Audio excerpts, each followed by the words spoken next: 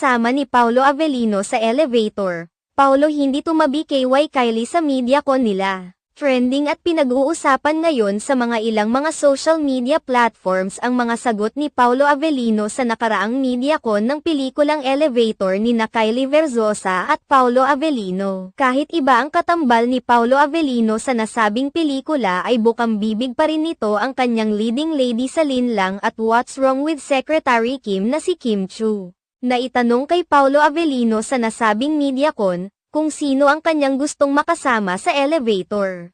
Kaagad naman itong sinagot ni Paolo na si Kim Chu. Si Kim Chu ang napili ni Paolo Avellino dahil masaya naman umano itong kasama.